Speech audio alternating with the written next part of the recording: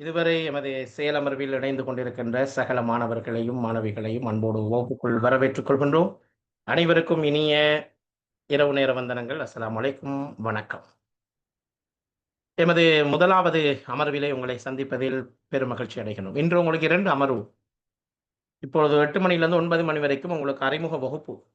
பிறகு 9 மணிக்கு பிறகு உங்களுக்கு ஒரு பரீட்சை நடைபெற காத்திருக்கு. இன்றைக்கு ஒரு ஐக்யூ எக்ஸாம் உங்களுக்கு நாங்கள் நடத்துவதற்காக தயார் பண்ணி கொண்டிருக்கிறோம். ஸோ அந்த எக்ஸாம் உங்களுக்கு நடக்க போகுது.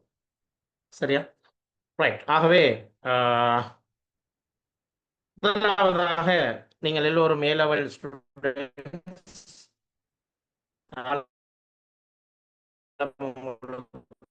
இந்த காலம் உண்மையிலே அதுக்குள்ள இந்த பாடத்தை பொறுத்தவரையில இது ஒரு முக்கியமான பாடம். கிடைத்த பிரதான பாடங்கள் தான் உங்களுக்கு மிக அவசியமான பாடங்களாக இருக்கும். அதுக்குத்தான் நீங்கள் கூடுதலான முக்கியத்துவம் கொடுக்க வேண்டி வரும். ஆனாலும் நீங்கள் என்னதான் படித்தாலும் இந்த பாடத்திலே நீங்கள் சித்தி அடையாது விட்டால், இந்த பாடத்திலே நீங்கள் குறைந்த புள்ளிகளையாவது பெறாது விட்டால் உங்களுக்கு பல்கலைக்கழக நுழைவு என்பது சாத்தியமற்றதாகிவிடும். ஆகவேதான் அந்த விடயத்தில் நீங்கள் மிக கவனமாக இருக்க வேண்டும் என்பதை ஞாபகப்படுத்திக் கொண்டு நேரடியாக நான் தலைப்புக்குள்ளேயே வருகிறேன். நேரம் மிக சுருக்கமாக இருப்பதால் காமன் ஜெனரல் டெஸ்ட் அப்படிங்கிற இந்த விஷயத்தை பொறுத்தவரையிலே இலங்கையிலே உயர்தர பரீட்சையில் சித்தியடைந்து பல்கலைக்கழகம் கட்டாயம் உங்களுக்கு இந்த பரீட்சையிலே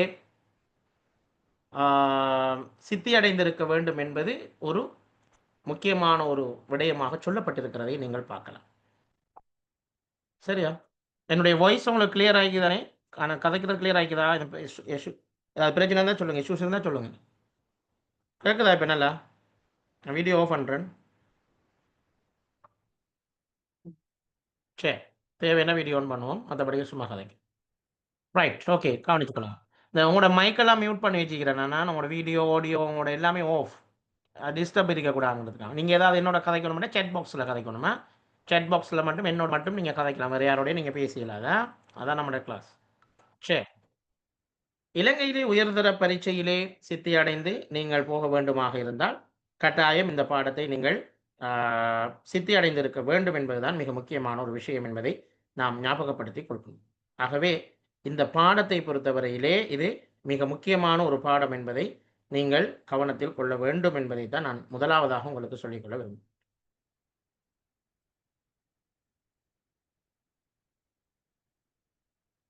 இந்த பரீட்சையிலே மாணவர்களின் பொது அறிவையும் பகுத்தறிவு திறனையும் சோதிக்கக்கூடிய வகையிலே தான் இந்த பரீட்சை தயாரிக்கப்பட்டிருக்கிறது என்பதை நீங்கள் பார்க்கலாம். கடந்த கால வினாத்தாள்களை நான் உங்களுக்கு அனுப்பி கொண்டிருந்தேன், சிலது இன்னும் அனுப்புவேன். இந்த இந்த கிளாஸ் முக்கியம் இல்லை உங்களுக்கு. இந்த 3 hours நான் செய்ய போகிற கிளாஸுங்கிறது உங்களுக்கு முக்கியம் கிடையாது. அது ஒரு சாதாரண ஒரு கைட் பண்ணுறதுக்காக தான் நான் செய்கிறேன். உங்களுக்கு நான் அனுப்பக்கூடிய விஷயங்கள் குரூப்பில் வர அவ்வளோத்தையும் நீங்கள் படிங்க. இறைவனுடைய உதவியோடு உங்களால் இந்த இந்த பரீட்சையிலே வெற்றி பெற முடியுமாக இருக்கு. உங்களுக்கு எத்தனை மார்க்ஸ் எடுக்கணும் அதை சொல்லுங்க. ஆகும் எத்தனை மார்க்ஸ் எடுக்கணும்? ஆக குறைஞ்சது எத்தனை மார்க்ஸ் எடுத்தா யூனிவர்சிட்டி போகலாம் சொல்லுங்க பாபு. மெசேஜில் சொல்லுங்க, சேட் பாக்ஸில் சொல்லுங்க. ஆக குறைஞ்சது எத்தனை மார்க்ஸ் எடுத்தா நீங்க யூனிவர்சிட்டிக்கு போகலாம்?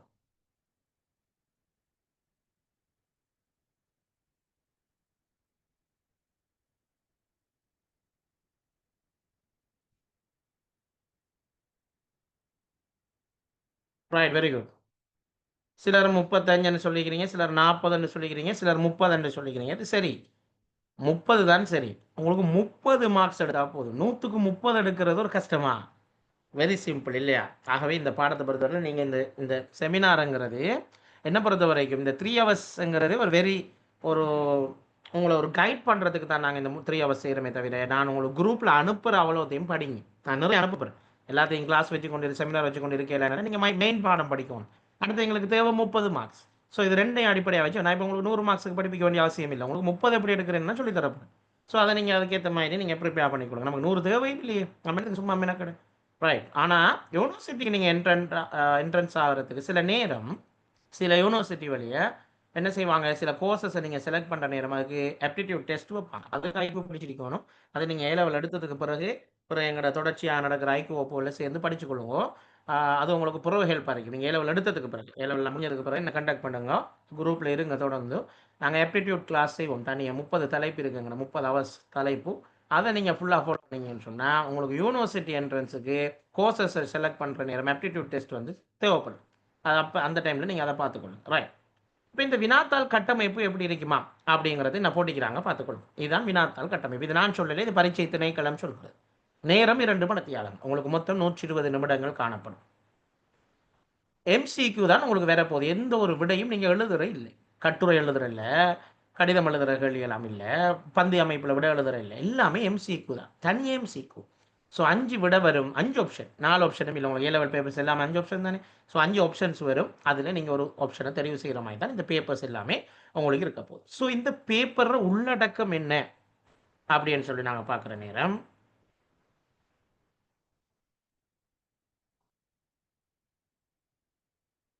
Okay, no problem. செகண்ட் செய்கிறாக்களும் செய்யலாம், அது நோ ப்ராப்ளம், செய்யலாமா? Okay, good. ஓகே, எடுப்பாங்க, நீங்கள் படிங்க. ஓகே. பொது விடயங்கள் தொடர்பான அறிவு அப்படின்னு சொல்லிக்கிறாங்க. அதில் 10 கேள்வி வரப்போகுது. அப்போ உங்களுக்கு ஜென்ரல் நாலேஜுங்கிறது ஜஸ்ட் 10 கேள்வி தான் வரப்போகுது. அந்த 10 கேள்வியுமே நீங்கள் புள்ள எடுத்தாலும் கூட உங்களுக்கு 30 மார்க்ஸ் இருக்கிறது பிரச்சனை கிடையாது. ஸோ ஜென்ரல் நாலேஜை பற்றி கூட அலட்டிக்கொள்ள வேணாம். ஜென்ரல் நாலேஜுக்கு நான் அனுப்புகிற நோட்ஸ், அண்மை கால பொது அறிவு, அது இதெல்லாம் நாங்கள் தருவோம். நாளைக்கு உங்களுக்கு ஜென்ரல் நாலேஜில் தான் எக்ஸாம் வைப்போம். இன்றைக்கு ஐக்யூல வைக்கிறோம், நாளைக்கு ஜென்ரல் நாலேஜ் வைக்கிறோம். ஸோ 2 எக்ஸாமே நல்லா செய்யுங்க. அதில் இருக்கிற கேள்வி எல்லாத்தையும் படிங்க. அந்த எக்ஸாம் நீங்கள் திருப்பி திருப்பி செய்யுங்க. 100 வரும் வரைக்கும் செய்யுங்க, நோ ப்ராப்ளம். நான் இது எக்ஸாம் உங்களுக்கு மார்க்ஸ் எடுக்கணும் பண்ணதுக்காக வைக்கல, படிக்கணும் பண்ணதுக்காக தான் வைக்கிறேன். ஸோ நீங்கள் திருப்பி திருப்பி செய்யுங்க. நான் அந்த லிங்கை கட் பண்ண மாட்டோம், அதை அப்படியே தொடர்ந்து வச்சுருப்போம். சரியா?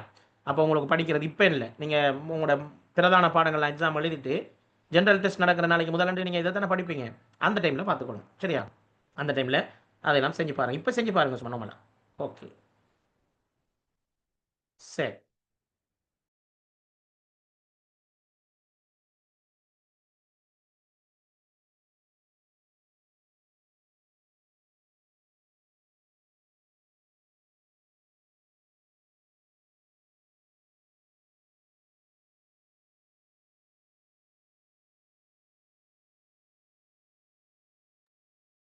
ரைட். அப்போ 10 கேள்விகள் வந்து பொது விடயங்கள் தொடர்பான அறிவுல வருமா? விளங்கிச்சா உங்களுக்கு?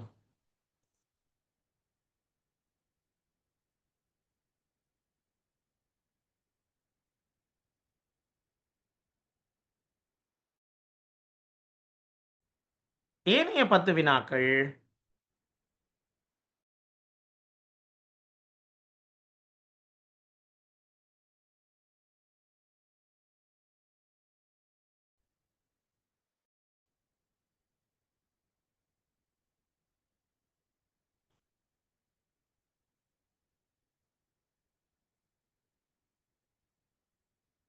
ரைட். இப்போ என்ன உங்களுக்கு கிளியர் ஆகி நான் கதைக்கிறது பாருங்க. சரி.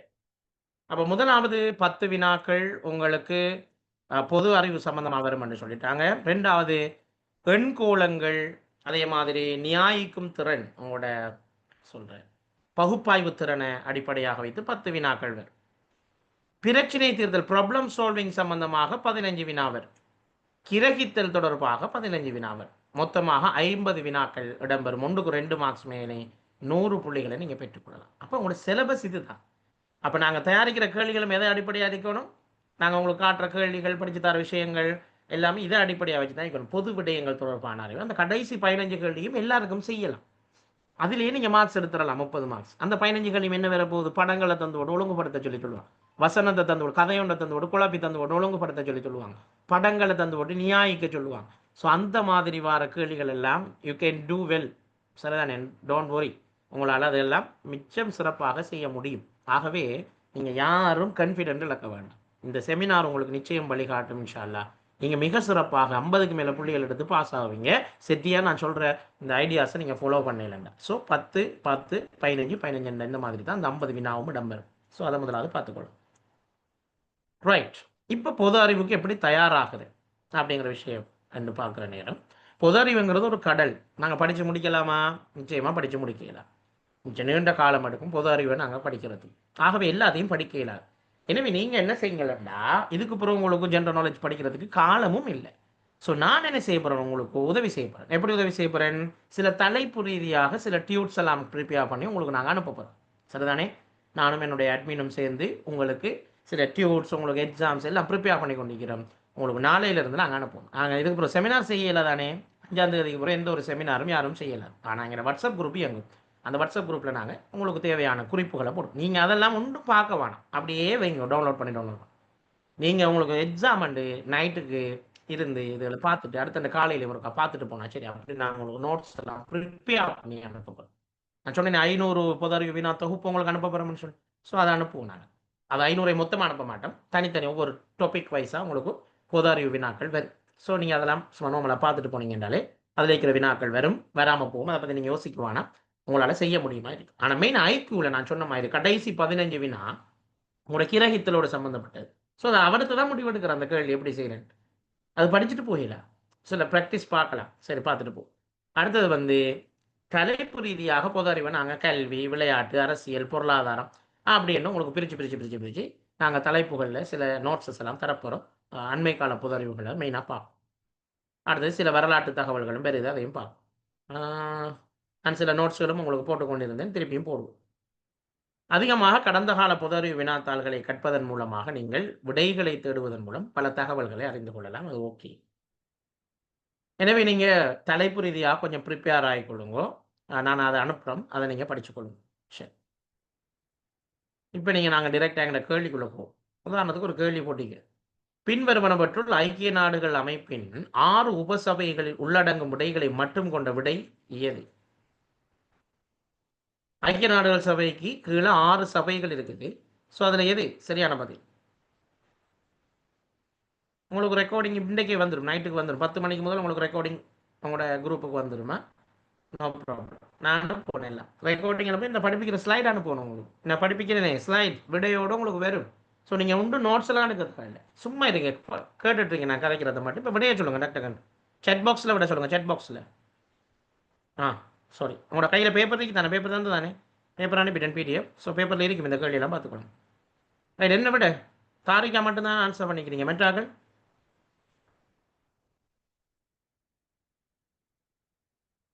உங்களுக்கு ஒரு இண்டெக்ஸ் நம்பர் தந்த நான் தானே, அதை கொஞ்சம் உங்களோட பேருக்கு பக்கத்தில் போட்டு உங்களோட இண்டெக்ஸையும் போட்டுக்கொள்ளுங்க, ரெண்டையும் போடுங்க. ரெக்கார்டிங் உங்களுக்கு அன்லிமிட்டெட் டைம் தான், அது நோ ப்ராப்ளம், அது எக்ஸ்பயர்ட் ஆகாது. இருந்தாலும் நீங்கள் டவுன்லோட் பண்ணி வச்சுக்கொள்ளுங்க. டவுன்லோட் பண்ணலாமா? சரி, முதலாவது விடை ஹம்னா நிசாலாம் சொல்லிக்கிறீங்க. தாரிகா 3வது விடைன்னு சொல்லிக்கிறீங்க. இந்த சாம்சங் கண்டெல்லாம் பேரெல்லாம் வச்சுக்கிறீங்க, அதெல்லாம் மாற்றி உங்களோட பேரை போட்டு பக்கத்தில் இண்டெக்ஸ் நம்பரை போடுங்க. நம்பர் 4 சிலர் சொல்லிக்கிறீங்க. மற்றவங்களை ஆன்சர் பண்ணுங்களேன், சும்மா இருக்காம. சரி, விடையை பார்ப்போம், நேரம் போகுதானே. ஐக்கிய நாடுகளினுடைய 6 சபைகளில் முக்கியமான ஒரு சபை பொதுச்சபை, அது சரி. அவை ஏவார விட சரி. ஐக்கிய நாடுகள் சபையினுடைய பாதுகாப்பு சபை. ஸோ பாதுகாப்பு சபையும் இருக்குது. சிறுவர் உரிமை சபைன்னு ஒரு சபை கிடையாது ஐக்கிய நாடுகள். அதுக்கு பதிலாக தான் ஐக்கிய நாடுகள் சபை யுனிசெஃப் அப்படிங்கிற ஒரு நிறுவனத்தை உருவாக்கி வச்சுக்க. சபை கிடையாது, ஒரு நிறுவனம். ஐக்கிய நாடுகளின் சமாதான சபை என்னும் ஒரு சபை கிடையாது. அதை சமாதானத்தை ஏற்படுத்துகிற வேலை தான் பாதுகாப்பு சபையினுடைய வேலை. சர்வதேச நீதிமன்றம் நெதர்லாந்திலே ஹேக் நகரத்திலே இருக்கிறது. நெதர்லாந்திலே ஹேக் நகரத்திலே இருக்கிறது. நான் சொல்ற எல்லாமே முக்கியமான விஷயம். ஸோ ஏபிஇ என்கிற ஆன்சர் தான் சரியான பதில். ஆகவே முதலாவது விடை என்று சொன்னவர்களுக்கு மட்டும்தான் சரி, மற்றவர்களுக்கெல்லாம் ஆன்சர் பிள்ளை. Okay, clear? ஓகே. இரண்டாவது கேள்வி.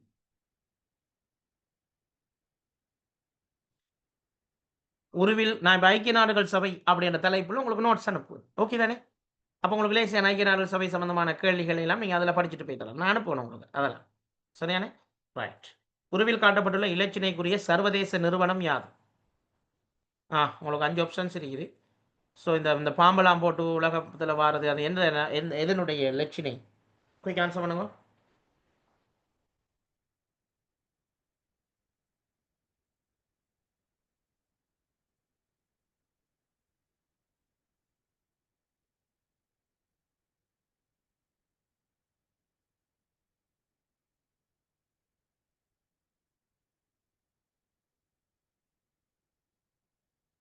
குயிக்.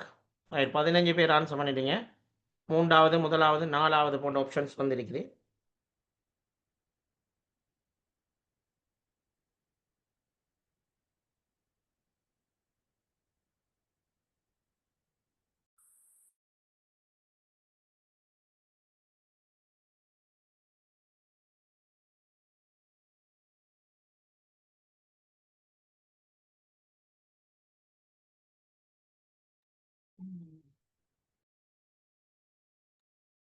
ரைட், அப்ப நாங்க விடைய பார்ப்போம். அதிகமானாக்கள் ஆன்சர் பண்ணிட்டீங்க. ஐக்கிய நாடுகள் சபையினுடைய முக்கியமான ஒவ்வொரு நிறுவனத்தினுடைய இலச்சினைகளை நீங்க கட்டாயம் பார்த்துட்டு போகணும் பிள்ளைகளா. நான் உங்களுக்கு அனுப்புறேன் அந்த நோட்ஸும். இலச்சினைகள் எல்லாம் என்கிட்ட இருக்குது, நான் அனுப்புறேன், பார்த்துக்கொள்ளுங்க. இது வந்து இந்த பாம்பு போட்டது வந்து பாம்பு ஒரு நச்சுத்தன்மை அப்படி ஞாபகம் வச்சுக்கணும். நான் சொல்றேன், அந்த அந்த க்ளூவை வச்சுக்கொள்ளுங்க. பாம்பு ஒரு நச்சுத்தன்மையானது, ஆபத்தானது. ஸோ அதிலிருந்து உலகத்தை காக்கணும். அடுத்தது வந்து 2 நெற்கதிர்கள் மூலமாக அந்த ஒரு செழிப்பை காட்டியிருக்காங்க இதில். ஸோ இது என்னத்தினுடைய இலட்சணை அப்படின்னு சொல்லி நீங்கள் பார்த்தீங்கன்னா, 3வது விடை உலக சுகாதார ஸ்தாபனம் WHO, வேர்ல்டு ஹெல்த் ஆர்கனைசேஷனுடைய இலச்சினை தான் இது. ஸோ அதை நல்லா ஞாபகம் வச்சுக்கொள்ளுங்க. ரைட், அப்போ இதில் மற்ற உலக உணவு திட்டம், ஐக்கிய நாடுகள் சிறுவர் பாதுகாப்பு நிதியம், தொழிலாளர் அமைப்பு, விலங்குகள் பாதுகாப்பு, இதையெல்லாம் நாங்கள் படிக்கணுமா, அதில் லோகோவெல்லாம் படிக்கணும். நான் உங்களுக்கு அனுப்புகிறேன் அதில். சரி, அடுத்த கேள்விக்கு ஆன்சர் பண்ணுங்க. அதில் 4 விட தான் நீங்கள் ஒன்று ஆன்சர் பண்ணணும்.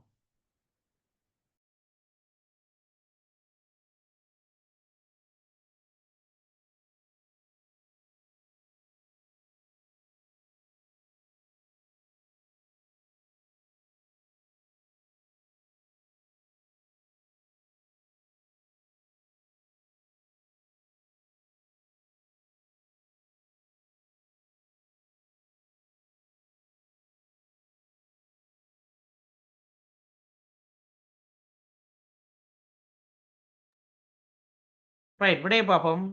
அதிகமானாக்கள் மாலைத்தீவு, இந்த இந்த கவரேஜ் இஷ்யூ இருக்கிறார்கள். அடுத்தது விட விலங்கை இல்லை அப்படியான இஷ்யூக்காக திருப்பி கேட்க வேணாம்.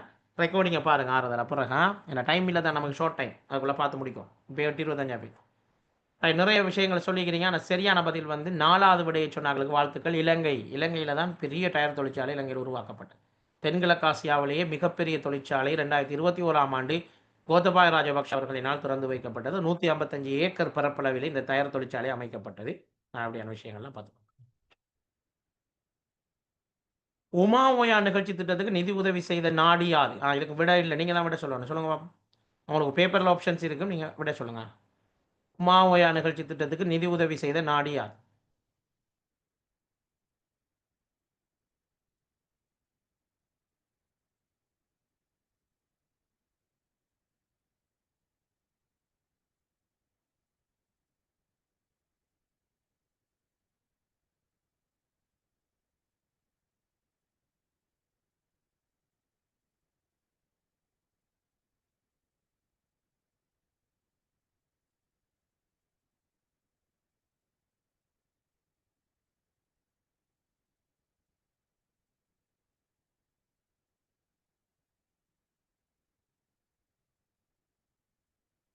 சொல்லுங்க.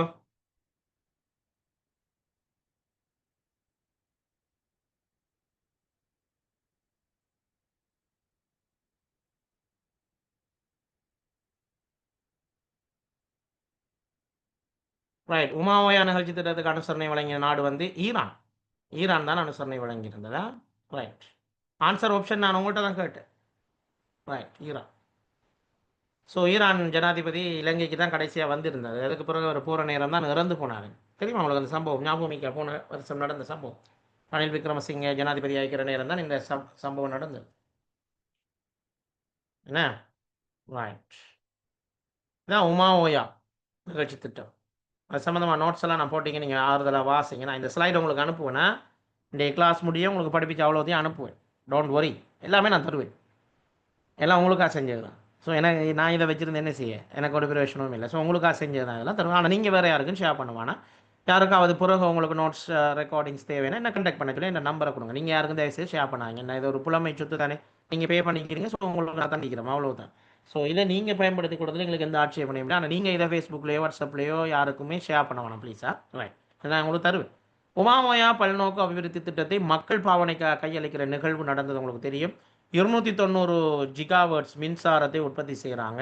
பெரிய அளவில் அதில் மின் உற்பத்தி நடக்கிறது நீங்கள் பார்க்கலாம். ஸோ இதெல்லாம் அண்மை கால பொது அறிவுகள் வரலாம். அதை பற்றின தகவல் எல்லாம் போட்டிங்க, நீங்கள் அதெல்லாம் வாசி.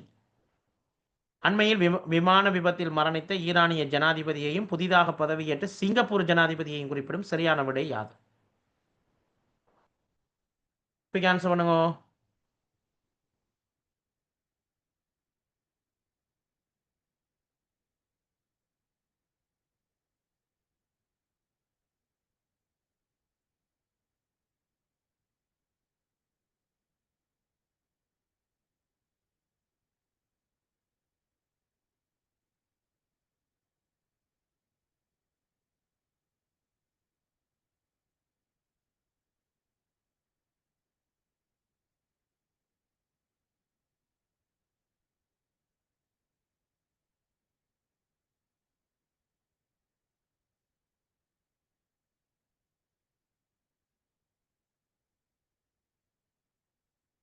ரைட், விடைய பார்ப்போம். ஏ மற்றும் பி இல்லையா?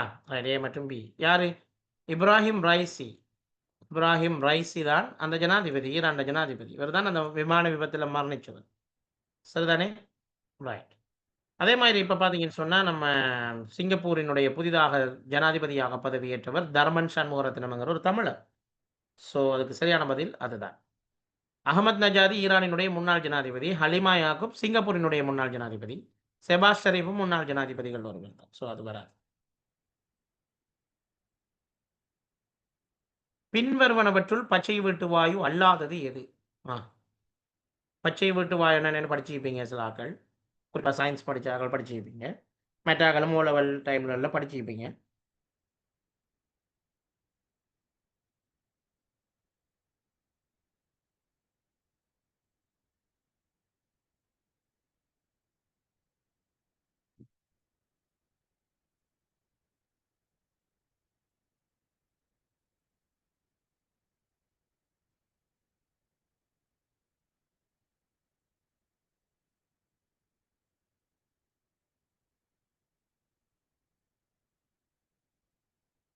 ரைட், சரியான பதில்.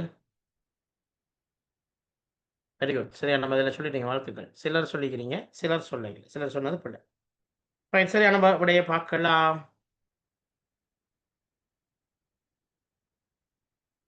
ஆக்சிஜன். ஆக்சிஜன் வந்து சூழலுக்கு தீங்கு விளைவிக்கிற வாயு கிடையாது. அது சூழலுக்கு நன்மை பயக்கின்ற ஒரு வாயு. ஸோ அதுதான் சரியான பதில். Carbon oxide, methane, chlorofluoro carbon எல்லாம் பச்சை வீட்டு வாயுக்கள். ஸோ பச்சை வீட்டு வாயுக்கள்ங்கிறது பூமிக்கு தீங்கு விளைவிக்கக்கூடிய விஷயம். பச்சை வீட்டு விளைவுன்னா என்ன படிச்சுப்பீங்க. சூரியன் இந்த நம்மளோட வளிமண்டலங்கிறது நம்மளை பாதுகாக்கணும் ஒரு குடை மாதிரி. ஸோ அந்த குடை வந்து எங்களை பாதுகாத்து கொண்டு இருக்கிற நேரம் தான் சூரியனுடைய கதிர்கள் பூமியை வந்து அடையுது. ஸோ அந்த நேரத்தில் வந்து இந்த பச்சை வீட்டு வாயுக்கள் என்ன செய்யுது, பூமிக்கு வார வெப்பத்தை வெளியே போகாமல் தடுக்குது. இது நன்மை. ஆனால் பச்சை வீட்டு வாயுக்கள் அதிகரித்தா என்ன நடக்கும்? எங்களுக்கு பாதிப்பு ஏற்படும். ஸோ அதுதான் அந்த அப்படியான ஒரு பாதிப்பு தான் அதில் நாங்கள் பார்த்து கொண்டிருக்கிற பாதிப்பு. சரியா?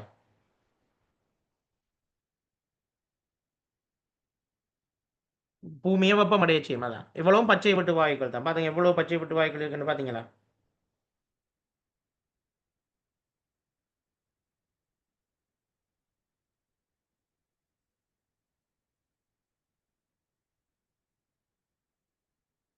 Carbon oxide, carbon monoxide, sulphur oxide, methane, nitrous oxide, chlorofluorocarbon, ozone இவ்வளவுமே சூழலுக்கு தீங்கு விளைவிக்கின்ற வாயு. ஒலிம்பிக் சின்னத்தில் காணப்படும் மஞ்சள் நிற வளையம் எந்த கண்டத்தை குறிக்கிறது? சொல்லுங்க.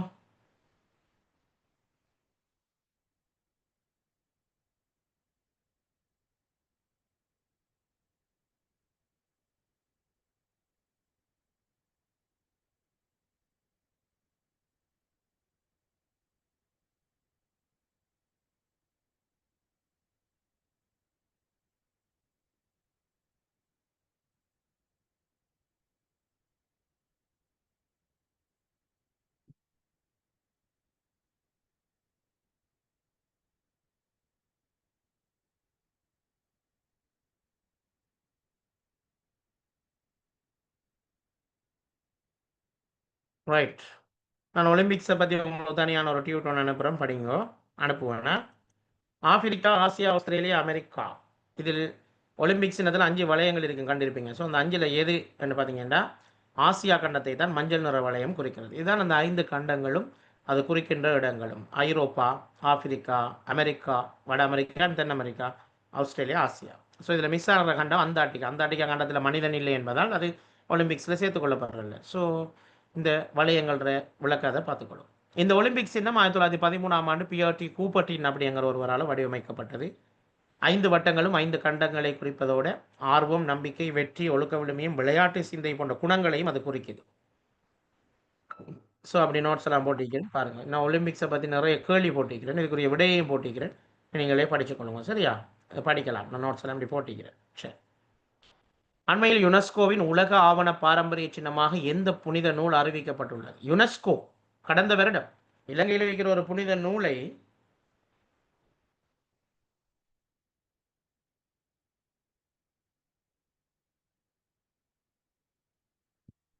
புனித நூலாக பிரகடனப்படுத்தியிருக்கிறது. அது எந்த நூல்?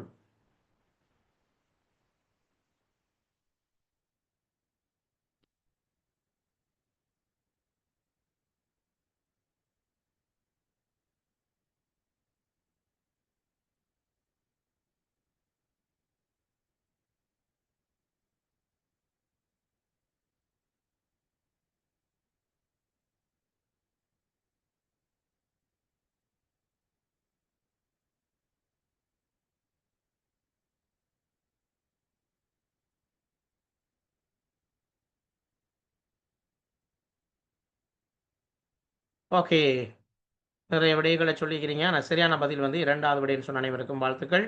மகாவம்சம்தான் அவ்வாறு இலங்கையிலே இருக்கிற ஒரு புனித நூல் ஒரு பாரம்பரிய சின்னமாக அறிவிக்கப்பட்டிருக்கிறது.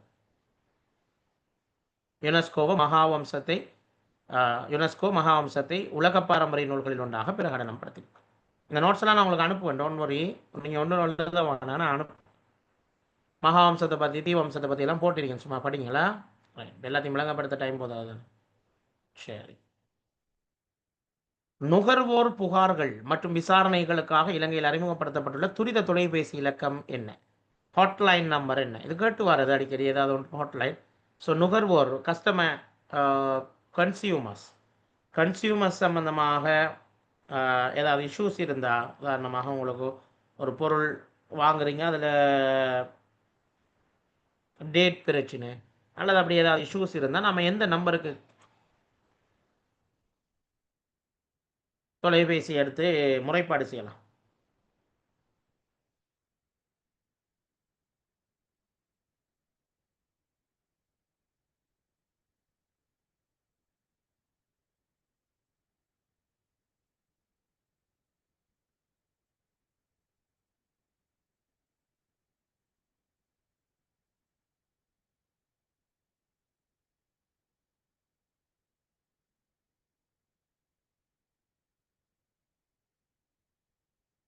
ரைட், விடையை பார்க்கலாம்.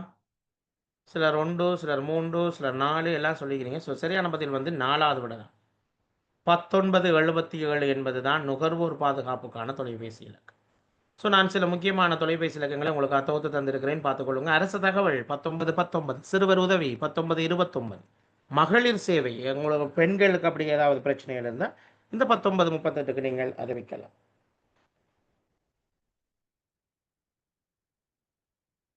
மனித உரிமை முறைப்பாடு 1996, சூழல் பாதுகாப்பு 1991, தாய்மொழி மொழி சம்பந்தமான பிரச்சனை 1956, லஞ்ச ஊழல் 1954.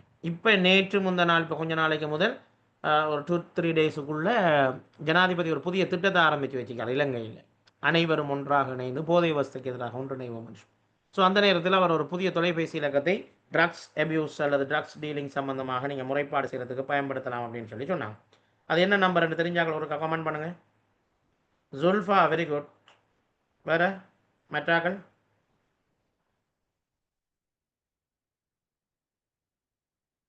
தெரியுமா?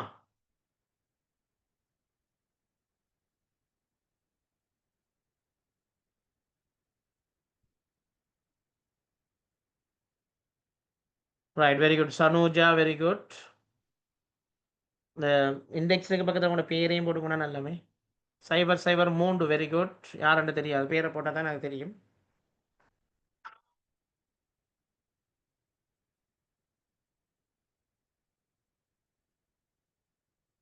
Right, okay. 18 18 18 18 18 18.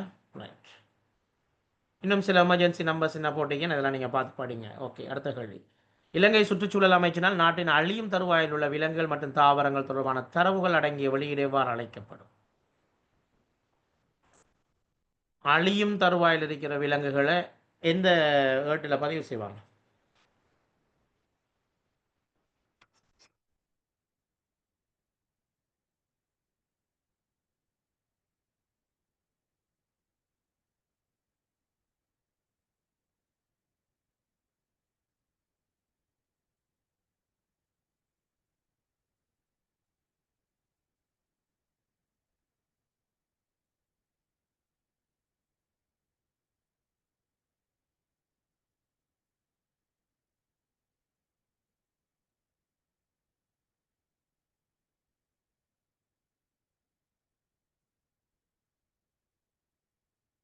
ரைட், சரியா. நம்ம இதில் பார்க்கலாம் 11 பேர் ஆன்சர் பண்ணியிருந்தீங்க.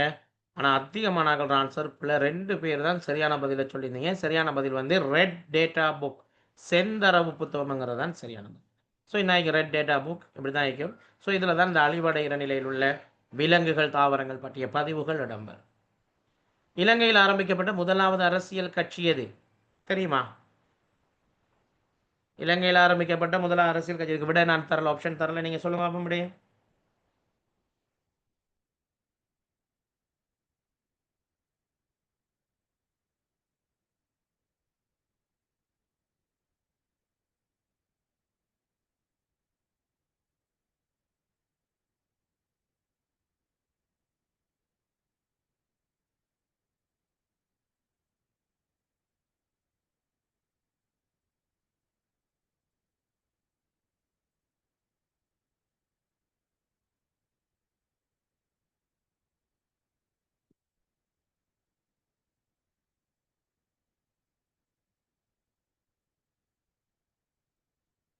Right, very good.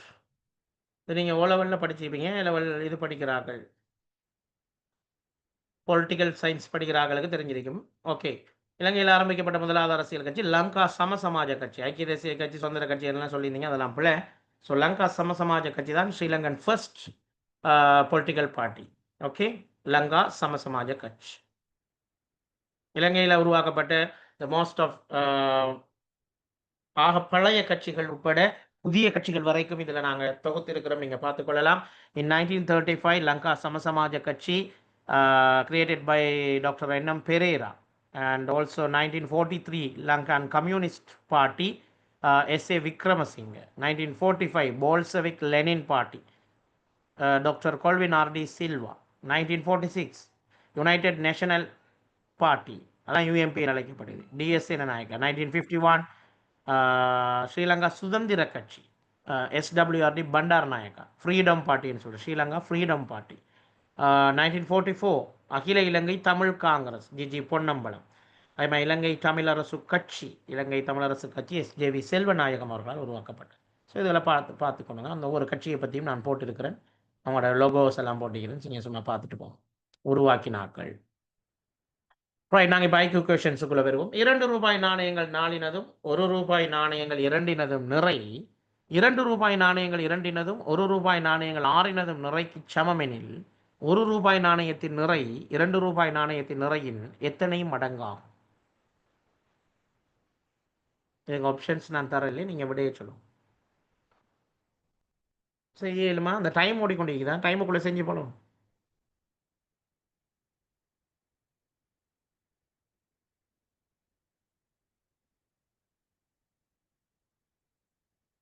நீங்கள் மேக்ஸிமம் ஒரு கேள்விக்கு 2 நிமிடம் தான் எடுக்கலாம்.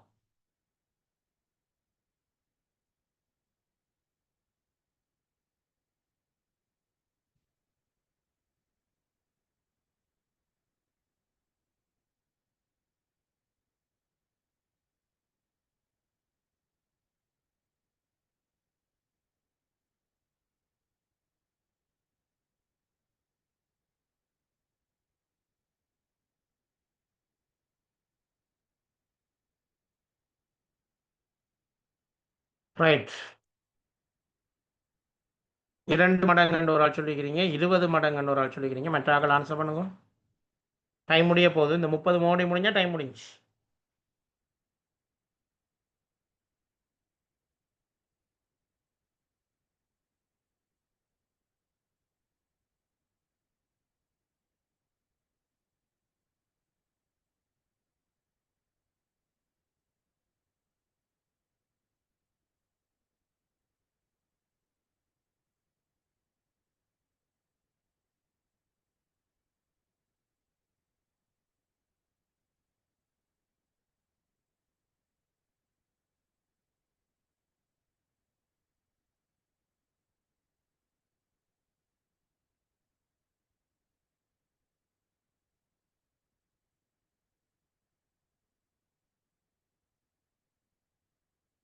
ரைட் முடிஞ்சு டைம்.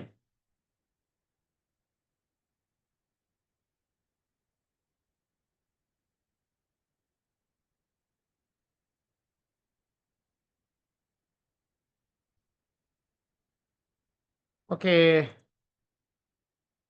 விடைய பார்ப்போம். எப்படி இந்த கேள்வியை செய்யலாம்னு பாருங்க. ₹2 நாணயங்கள் 4னதும் ₹1 நாணயங்கள் 2னதும் நிறை ₹2 நாணயங்கள் 2னதும் ₹1 நாணயங்கள் 6னதும் நிறைக்குச் சமம். எனில் ₹1 நாணயத்தின் நிறை ₹2 நாணயத்தின் நிறைன்னு எத்தனை முறை? அப்ப நாங்க ஒரு சமன்பாடு உருவாக்குவோம். ஒரு ஃபார்முலா உருவாக்கணும். எப்படி உருவாக்கலாம்? கொடுக்கப்பட்ட தகவல்களை நாங்க சமன்பாடா மாத்தணும். உங்களுக்கு எல்லா கேள்விக்கும் விடை எப்படி வரணும்னு சொல்லி நான் ஸ்லைட்லயே டைப் பண்ணி போட்டீங்கன்னா, ஸோ உங்களுக்கு விளங்காட்டி நோ ப்ராப்ளம். நீங்க திருப்பி திருப்பி பார்த்துக்கொள்ளலாம் உங்களுக்கு. நான் ஸ்லைட்லயே போட்டிக்கிறேன் உங்களுக்கு விடைய. ₹2 நாணயத்தின் நிறை எக்ஸ், ₹1 நாணயத்தின் நிறைய y என்று எடுத்தால், ₹2 நாணயங்கள் 4னதும் ₹1 நாணயங்கள் 2னதும் நிறை என்ன? 4 தர எக்ஸ் 4x, 2 தர y 2y. ₹2 நாணயங்கள் 2னதும் ₹1 நாணயங்கள் 6னதும் நிறை என்ன? 2x சக 6y. ஸோ இது ரெண்டும் சமன் என்று போய் கேள்வியில் சொல்லிக்கிறாங்க. ஸோ கேள்வியில் தந்தபடி சமன்பாடு உருவாக்குவோம். 4x சக 2y சமன் 2x சக 6y. So what is the answer? இப்போ எக்ஸ் எல்லாம் ஒரு பக்கம், y எல்லாம் ஒரு பக்கம் கொண்டு வந்தோம்னா 4xல 2x போனால் 2x, அங்கால 6yல 2y போனால் 4y. ஸோ சமன்பாட்டை தீர்த்தம்னு சொன்னால் 2x சமன் 4y. ஆகவே x சமன் 2y. x சமன் 2y என்ன அர்த்தம்? அரை மடங்கு. ஓகே, அரை மடங்கு என்பதுதான் சரியான பதில். நான் நினைக்கிறேன் ஒருத்தருமே ஆன்சர் பண்ணல. எல்லாம் 2 மடங்குன்னு சொல்லியிருந்தீங்க நிறைய பேர். ஆனால் பிழை. அரை மடங்கு என்பதுதான் சரியான பதில். பாதி தானே பாருங்க. ஒரு எக்ஸ் தானே 2yக்கு சமன். அப்போ நம்மகிட்ட கேட்டது என்ன? ₹1 நாணயத்தின் நிறை ₹2 நாணயத்தின் நிறையின் எத்தனை மடங்கா? அரை மடங்கு. ₹2 நாணயம் தான் பாரம் கூட. சரி. ம். இந்த கேள்வியை செய்யுங்க.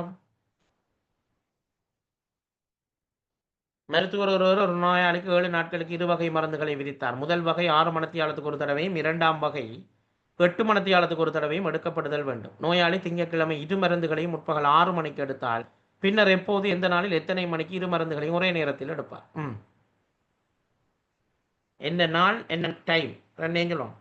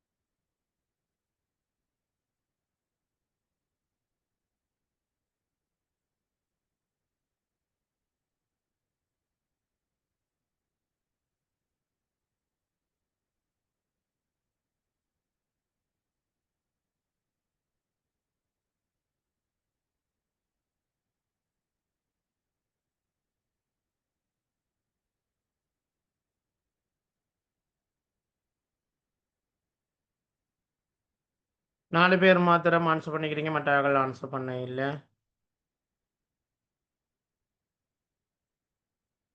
சரியான பதில நான் நினைக்கிறேன் 3 பேர் சொல்லிக்கிறீங்க. வாழ்த்துக்கள்.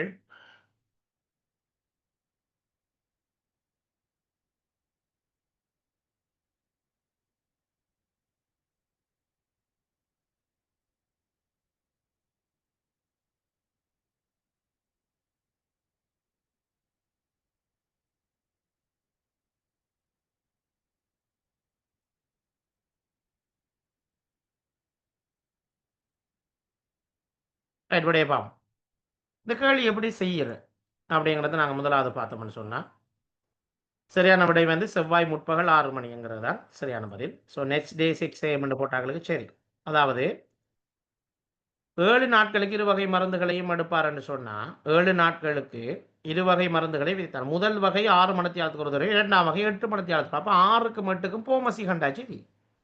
6க்கு மட்டுக்கும் போமசி எப்படி பார்ப்பீங்க? நீங்க இப்படி 6, 8 இப்படி எழுதிட்டு 2ஆல பிரிப்பீங்க இல்லையா?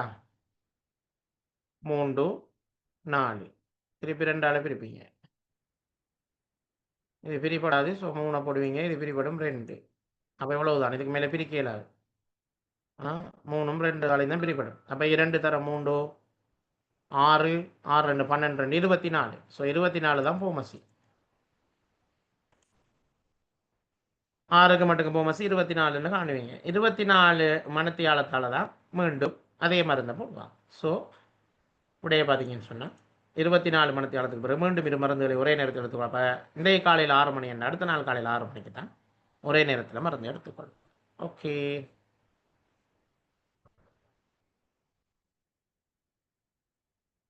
ம். புகையிரத அட்டவணைக்கேற்ப புகையிரத நிலையம் ஏயிலிருந்து சரியாக ஒரு குறித்த நேரத்துக்கு புறப்படும் புகையிரதம் எதுவும் 40 km/h என்னும் ஒரு சராசரி கதியை பேணினால் புகையிரத நிலையம் பியை சரியாக குறித்த நேரத்தில் அடையலாம். கிசானி சென்ற புகையிரதம் நிலையம் ஏயிலிருந்து 15 நிமிடங்கள் தாமதமாக புறப்பட்ட போதிலும் 45 கிலோமீட்டர் என்னும் ஒரு சராசரி கதியை பேணிக்கொண்டு சரியாக குறித்த நேரத்துக்கு புகையிரத நிலையம் பியை அடைந்து நிலையம் ஏக்கும் நிலையம் பிக்கும் இடையில் உள்ள தூரம் யாதென்று கேட்டுக்கிறாங்க. காணுங்க, அவங்க கதியோடு சம்பந்தப்பட்ட ஒரு கேள்வி. கதி சமன் தூரத்திங்கள் நேரம். ஸோ இந்த வாய்ப்பாடை ஞாபகம் வச்சு கொண்டு செய்யுங்க பாப்போம்.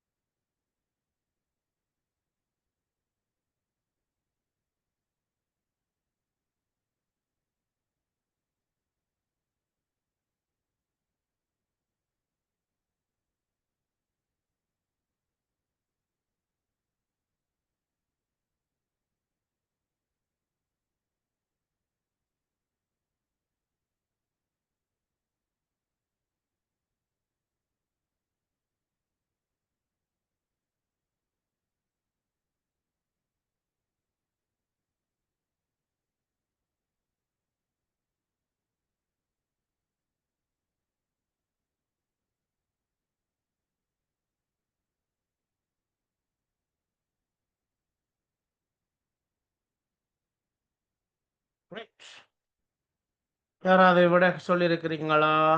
எஸ், ரீமா சொல்லியிருக்கிறீங்க 90 கிலோமீட்டர்ஸ் அப்படின்னு சொல்லி. 90 மீட்டர் முடியும், மீட்டர் வராது, கிலோமீட்டரா? ஜுல்ஃபா சொல்லிக்கிறீங்க 3 கிலோமீட்டர். ம்,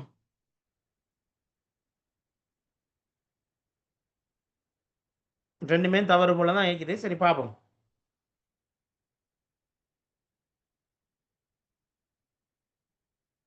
வேற யாராவது ஆன்சர் பண்ண போறீங்களா?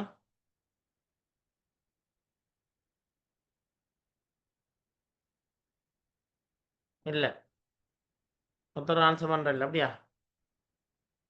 சரி, விடைய பார்க்கலாம். மெத்தடுகளை பார்த்துக்கொள்ளுங்க. நான் இதில் விட முக்கியம் இல்லை, நமக்கு விட அந்த மெத்தட் தான் முக்கியம். சரி, சம்ஹா 86 கிலோமீட்டர் அப்படி என்றும் தாரிகா 120 கிலோமீட்டர் சொல்லியிருக்கீங்க. சரி, வாங்க பார்க்க முடியும் என்ன சொல்றாங்க, நல்லா பாருங்க. புகையிரத அட்டவணைக்கப்ப புகையிரத நிலை ஏ மற்றும் பி. ஏங்கிற ஒரு நிலையை மிக்குது, பிங்கிற ஒரு நிலையை மிக்குது. இது ரெண்டுக்கும் இடையில ஒரு தூரம் மிக்குது. ஓகே, ஏயிலிருந்து சரியாக ஒரு குறித்த நேரத்துக்கு புறப்படும் புகையிரதம் 40 கிலோமீட்டர் பெற ஒரு சராசரி கதியை பண்ணினால் புகையிரத நிலை பியை சரியாக குறித்த நேரத்தில் அடையலாம். அப்ப எக்ஸ் இது அந்த தூரம் நமக்கு எவ்வளோன்னு தெரியாதானே. அப்ப எக்ஸ் எடுப்போம். அப்ப இந்த எக்ஸ் என்ற தூரத்தை ஓகே 40 கிலோமீட்டர் வேகத்தால 40 கிலோமீட்டர் பெர் ஹவர்ங்கிற வேகத்தில் போறாங்க. அப்ப கதிசமன் தூரத்தின்கீழ் நேரம். இங்க நமக்கு என்ன தெரியாது, தூரம் தெரியாது. ஸோ எக்ஸ் எடுக்கும். நேரம் தெரியாது. ஓகே, நேரமும் நமக்கு தெரியாது.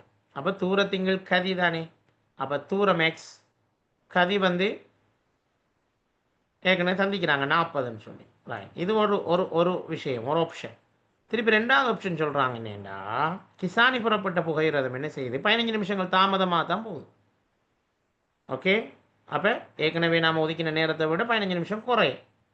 ஆனால் ஸ்பீட் 45 கிலோமீட்டர் போகுது. ரெண்டும் ஒரே தூரம் தான். ஓகே, இப்போ இதை வச்சு கொண்டு தான் நாங்கள் இப்போ இந்த கணக்கை செய்ய போகிறோம். வாங்க இந்த ஐடியா எடுப்போம் எப்படி செய்கிறேன்னு. ஒரு குறிப்போடு நான் கொஞ்சம் போட்டிக்க பார்த்துக்கொள்ளுங்க. 15 நிமிஷம் என்பதை நாங்கள் தசத்துக்கு மாற்றினோம்டா 0.25 மணித்தியாலம் என்று சொல்லலாம். ஓகே தானே. 15 நிமிஷம்ங்கிறது 0.25, 30ங்கிறது 0.5, அப்படித்தானே. 45ங்கிறது 0.75. ஆவே 1 ஹவருங்கிறது 1. அப்போ 0.5 எடுக்கிற 0.25 எடுக்கிற சரிதானே. ரைட். இப்போ பாருங்க, ஒரு சமம், ஒரு தூரம் சமன் வேகத்தர நேரம். தூரத்தை காணணும்னா வேகத்தை நேரத்தால் பெருக்கினால் சொல். தூரத்தை வேகத்தால் பெருக்கினோம்னா நமக்கு வார விட தூரத்தை காணணும்னா வேகத்தை நேரத்தால் பெருக்கும். ஓகே, ஆகவே புகையிரதம் ஒன்று சென்ற தூரம் 40 கிலோமீட்டர் படி நமக்கு எவ்வளவு நேரம் அது ஓடினேன்னு தெரியாது. So D 40 D.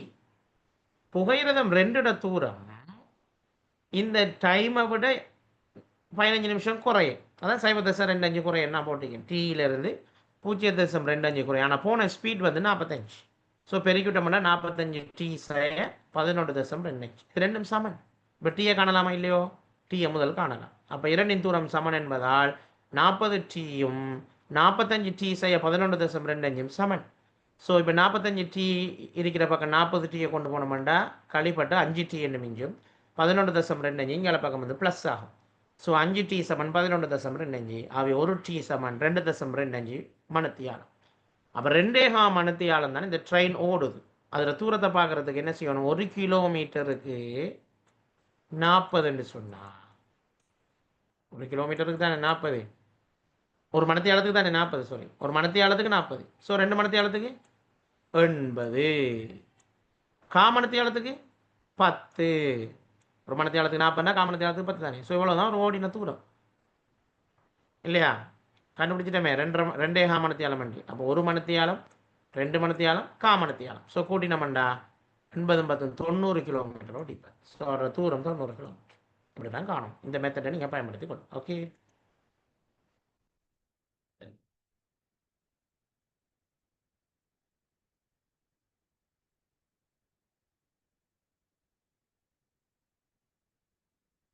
நான் இதுக்கு ஆன்சர் பண்ணுங்க.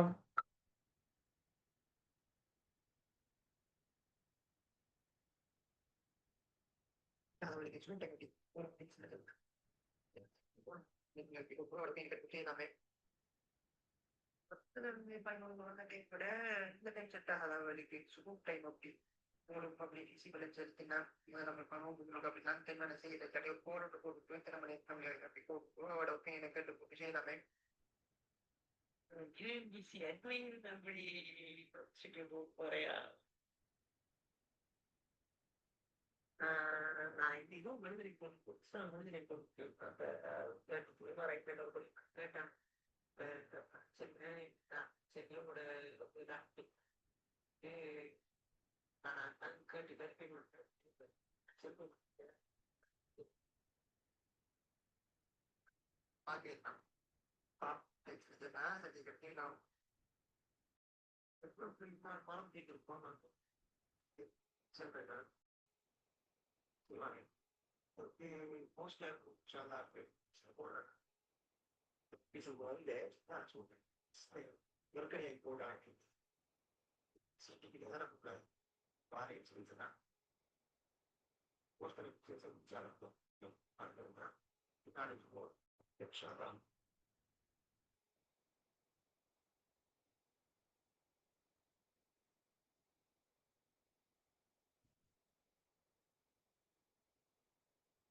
ரைட். இதை சொல்கிற பெர்முடேஷன் காம்பினேஷன் சொல்கிறேன் இல்லையா? ஏலோல் மேக்ஸ் படிக்கிறார்களுக்கு இது லேசாக இருக்கும் செய்கிறது. மற்றாக்கள் கொஞ்சம் கவனிங்க எப்படி செய்கிறேன்ட்டு. ஒரு குழுவில் உள்ள ஆண் பிள்ளைகளின் எண்ணிக்கை பெண் பிள்ளைகளின் எண்ணிக்கை ஆகியன தொடர்பாக குழுக்கள் சர்வசமனாக இருக்குமாறு எல்லா குழுவிலையும் சமனான ஆக்கள் தான் இருக்கணும். ஆனால் அதில் இருக்கிற ஆம்பளை பிள்ளைகளும் பொம்பளை பிள்ளைகளும் எண்ணிக்கையும் சரியாக இருக்கும். 128 பெண் பிள்ளைகளையும் 96 ஆண் பிள்ளைகளையும் குழுக்களாக பிரிக்கும். அப்போ உயர்ந்தபட்சம் எத்தனை குழுக்கள் அமைக்கலாம் அப்படின்னு கேட்கப்பட்டிருக்குது. ஸோ இங்கே நாங்கள் காண வேண்டியது போக்காப்பே பொது காரணிகளில் பெரியது கண்டமெண்டா சரி. அதாவது 128 96 128 96. ஆகவே குழுக்களின் எண்ணிக்கை 128 மற்றும் 96 ஆகிய 2 எண்களையும் வகுக்கக்கூடிய மிக பெரும் எண்ணாக இருக்க வேண்டும். அப்போ போக்காப்பை பொது காரணிகளில் பெரியது. போக்காப்பை காண தெரிஞ்சிருக்கீங்க உங்களுக்கு. 128 காரணிகள் 1 2 4 8 16 32 64 128. 96 காரணிகளில் 4 இது இருக்குது. இது ரெண்டுக்கும் பொது காரணிகள் மிக பெரியது எது? பொது அறிக்கிறதுல பெருசு அப்படின்னு பார்த்தீங்கன்னா 32 பொதுவான காரணிகள் இன்னைக்கு. ஸோ அதில் ஆக பெருசு இந்த 32 தான். ஸோ 32 குழுக்கள் அமைக்கலாம் என்று இலகுவாக கண்டுபிடிக்கலாம். யாரோ சொல்லியிருந்தீங்க 32 குழுக்கள் என்று. ரிஸ்னி சொல்லியிருந்தீங்க, ரீமா சொல்லியிருந்தீங்க. வாழ்த்துக்கள் 2 பேருக்கும். ஓகே, நாங்கள் இன்றைக்கி வெறும் 15 வினாக்கள் மாத்திரம்தான் பார்த்துக்கிறோம். இன்றைக்கி 1 hour தானே படித்தது. அடுத்து ஃபஸ்ட்டுக்கு ஒரு இன்ட்ரடக்ஷன் செஞ்சது. ஸோ நாளைக்கு ஃபுல்லாகவே ஐக்கு தான் பார்ப்போம். நிறைய ஒவ்வொரு விதமான ஐக்கு கொஷின்ஸையும் எடுத்து ஈஸி மெத்தடில் எப்படி இதை செய்யலாம் அப்படிங்கிறத நாளைக்கு 2 hours செய்வேன். இன்றைக்கி 1 hour தான் செஞ்சுக்கிறேன். ஸோ நாளைக்கு 2 hours செய்வேன். அதுக்கு பிறகு உங்களுக்கு டவுட்ஸுகள் இருந்தால் நீங்கள் தாராளமாக கேட்டுக்கொள்ளலாம். ஸோ இந்த வகுப்பு பிரயோசனமாக இருந்ததா? இந்த வகுப்பு உங்களுக்கு பிரயோசனமாக இருந்ததா? நான் இப்போ இதெல்லாம் அனுப்புவேன். நான் உங்களுக்கு இந்த ஸ்லைட்ஸ் எல்லாம் உங்களுக்கு அனுப்புவேன். இந்த ஸ்லைட் இன்றைக்கு படித்த அவ்வளோதையும் இப்போ இன்றைக்கு அனுப்பிடுவேன். அடுத்து இன்னும் நிறைய நோட்ஸ் எல்லாம் உங்களுக்கு அனுப்ப போகிறேன். நாளைக்கு பாருங்கள், உங்களோட வாட்ஸ்அப் குரூப் நிறைய அனுப்புவோம். பிரயோசனமாக இருந்துச்சா சொல்லிட்டு போங்க. உங்களுக்கு எந்த டிஸ்டர்பும் இல்லை. நான் கதைக்கிறது தெளிவாக கேட்டு இருக்கும். அடுத்து வேறு யாரும் கதைக்க இல்லை. ஓகே,